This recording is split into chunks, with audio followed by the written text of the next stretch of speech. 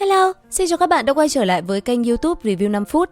Ở cuối tập 103, sau khi cùng đám thiên tài trẻ tuổi đoạt hoa, Diệp Phàm đã được đi vào bên trong thuyền và gặp mặt An Diệu Y.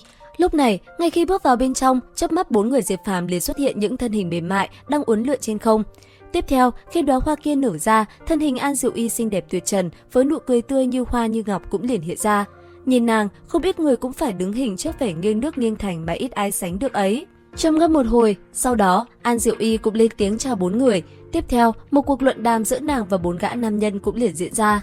Bất chợt, trong cuộc luận đàm về kiến thức đó, An Diệu Y lại vô tình hỏi mọi người về thái cổ thánh thể.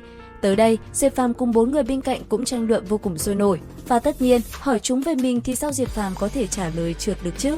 Bởi vậy, An Diệu Y rất nhanh đã tiến về phía con thuyền Diệp Phàm đang đứng. Sau đó, hai người lại cùng nhau luận bàn rất nhiều chuyện. Cứ thế, Diệp Phàm đã chiếm được cảm tình của An Diệu Y. Cũng bởi vậy đến cuối cùng, nàng đã chọn Diệp Phàm là người sẽ cùng mình đi tới phường Đổ Thạch cùng các thế lực lớn so tài.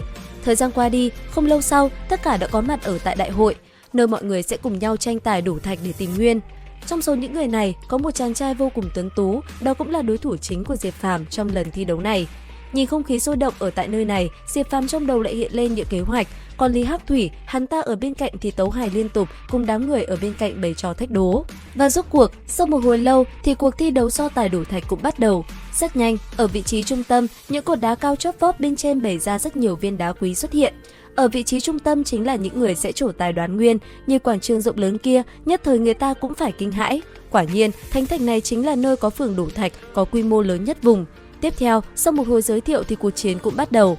Rất nhanh, từng người đã chọn cho mình được những viên đá quý và bắt đầu tiến hành cắt rẻ để tìm ra khối nguyên có phẩm chất cao nhất. Còn Diệp Phàm, anh ấy không vội, rất nhanh, hai mắt nhắm lại, từng luồng ánh sáng màu đen cứ thế bao trùm từng khối thạch liệu. Sau một hồi quét ra xung quanh bao trùm lấy nơi này, rốt cuộc Diệp Phàm cũng tìm được những thứ đồ bên trong có khả năng sẽ có nguyên. Tuy nhiên, lần này đối thủ của anh ấy cũng không kém, chính vì thế một cuộc tranh đoạt đã liền diễn ra gay cấn. Lúc này, sau khi cắt thạch, Diệp Phàm liên tục gặp may khi thu được những khối nguyên đều là những khối vô cùng quý hiếm. Cầm nó trên tay, Diệp Phàm cũng liền cất nó đi và bắt đầu tìm kiếm những khối khác.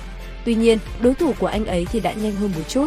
Ở bên ngoài, Lý Hắc Thủy cũng đang chịu thua đám người bên cạnh và đành phải trả nguyên cho bọn họ.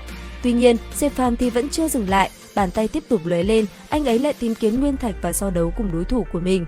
Cứ thế, sàn đấu bây giờ chỉ còn lại hai người. Rất nhanh, thần thức của Diệp Phàm đã liền bao trùm toàn bộ nơi này lại.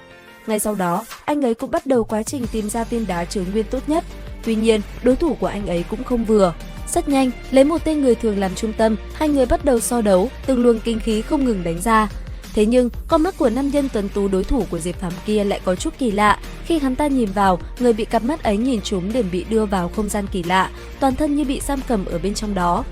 Tới đây, Diệp Phàm cũng biết được sự lợi hại của tên kia đến từ đôi mắt của hắn, bởi vậy anh ấy liền tìm cách che đi tầm mắt của hắn. Và liệu rằng tiếp theo Diệp Phàm có chiến thắng không? Theo dõi kênh YouTube Review 5 phút để biết thêm chi tiết các bạn nhé. Xin chào và hẹn gặp lại!